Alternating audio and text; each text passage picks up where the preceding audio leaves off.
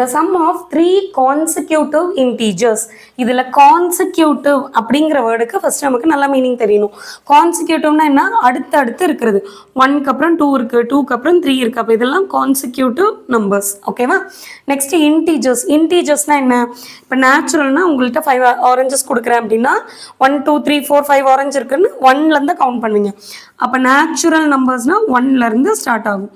Whole நம்பர்ஸ்க்கு நமக்கு ஒரு இது இருக்குது. ஹோல் அப்படின்னு சொல்லும்போது நம்ம மவுத் வந்துட்டு ஓ மாதிரி 0 மாதிரி இருக்கா.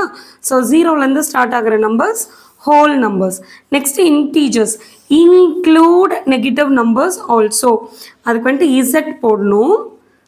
ஓகேவா? இதோட சிம்பிள்லாம் NW மாதிரி, இதுக்கு இசட். நெகட்டிவ் நம்பர்ஸையும் இன்க்ளூட் பண்ணால் அது இன்டீஜர்ஸ். ஓகே, ஸோ இங்கே இன்டீஜர்ஸ்ன்னு சொல்கிறாங்க. அப்போனா அதுக்கு என்ன அர்த்தம், it might be negative number, it might not be negative number. ஏன்னா இந்த 1 2 3யும் இன்டீஜர் தான், பாசிட்டிவ் இன்டீஜர் இல்லையா? ஸோ எப்படி வேணாலும் இருக்கலாம்.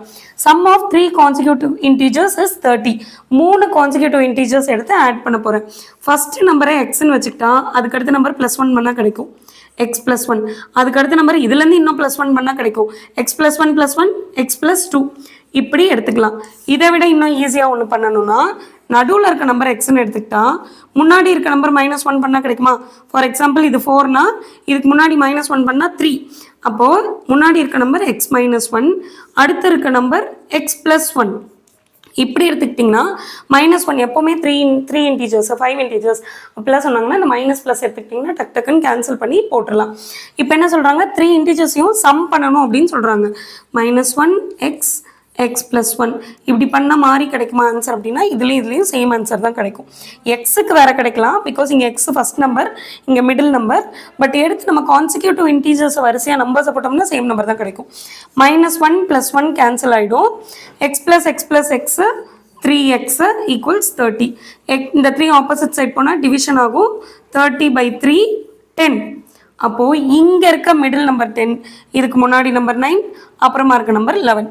ஸோ 9 10 11 அப்படிங்கிறது அந்த கான்சிக்யூட்டிவ் இன்டீஜர்ஸ். ஓகே, ஒருவேளை இப்படி போட்டோம்னா என்ன ஆகும், x + x + x 3x 1 + 2 3 இதெல்லாம் சேர்ந்து 30 ஆகுது. -3 ஆகிடும் ஆப்போசிட் சைட் போனால்.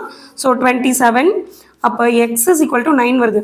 சச்சோ, இப்போ 9 வருது, இங்கே 10 இருக்கே அப்படின்னா இந்த x ஃபஸ்ட்டு இருக்க நம்பர். அப்போ அடுத்தடுத்து கரெக்டாக வருது இல்லை?